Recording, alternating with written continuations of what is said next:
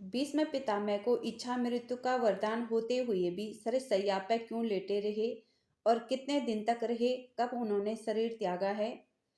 महाभारत के अनुसार कौरवों और पांडवों में भगवान श्री कृष्ण को छोड़कर भीष्म पितामह सबसे बड़े योद्धा थे। वो कोई साधारण मनुष्य नहीं थे। उनको हराना किसी के बस का नहीं था।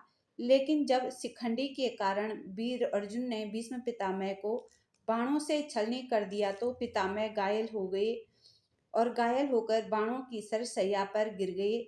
उन्होंने शरीर नहीं त्यागा, जबकि उनका पूरा शरीर तीर से छलनी हो जाता है, फिर भी वे इच्छा मृत्यु के कारण मृत्यु को प्राप्त नहीं होते हैं।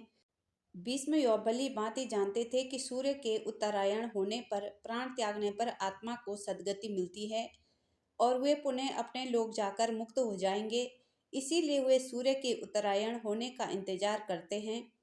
भीष्म ने बताया कि वे सूर्य के उत्तरायण होने पर ही शरीर छोड़ेंगे, क्योंकि उन्हें अपने पिता शांतनु से इच्छा मृत्यु का वरदान प्राप्त है और वे तब तक शरीर नहीं छोड़ सकते जब तक वे नहीं चाहते।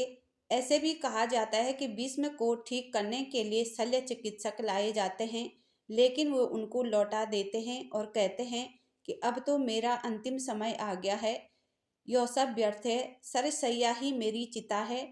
अब मैं तो बस सूर्य की उत्तरायण होने का इंतजार कर रहा हूँ। पितामह की ये बातें सुनकर राजा गण और उनके सभी बंधु बांधव उनको प्रणाम और प्रदक्षिणा करके अपनी अपनी छावनियों में लौट जाते हैं। भीष्म यद्यपि सरसैया पर पड़े हुए थे, फिर भी उन्होंने श्री कृष्ण के कहने से युद्ध के बाद युधिष्ठिर को शौक दूर करने के लिए राजधर्म, मोक्ष धर्म और आप धर्म आदि का मूल्यवान उपदेश बड़े विस्तार के साथ दिया। इस उपदेश को सुनने से युधिष्ठिर के मन से ग्लानि और पश्चाताप दूर हो जाता है। बाद में मकर संक्रांति के दिन सूर्य का उत्तरायण हो जाता है और उत्तरायण होने पर युधिष्ठिर आदि सभी संबंधी, पुरोहित और अन्य लोग भीष्म के पास पहुंचते हैं। उन सबसे पितामह ने कहा कि इस सरसैया पर मुझे 58 दिन हो गए हैं। मेरे भाग्य से माघ महीने का शुक्ल पक्ष आ गया है। अब मैं शरीर त्यागना चाहता हूँ।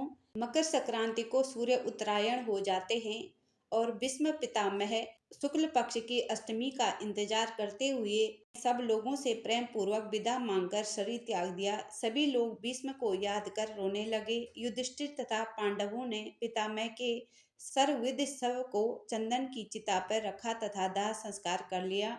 भीष्म सामान्य व्यक्ति नहीं थे, वे मनुष्य रूप में देवता वसु थे। उन्होंने ब्रह्मचर्य का कड़ा पालन करके योग विद्या द्वारा अपने शरीर को पुष्य कर लिया था। दूसरा, उनको इच्छा मृत्यु का वरदान भी प्राप्त था, इसलिए उन्होंने 58वें दिन अपनी इच्छा से अपने प्राण त्याग दिए। अगर वीडियो अच्छी लगी तो please like share subscribe comments जरूर करें।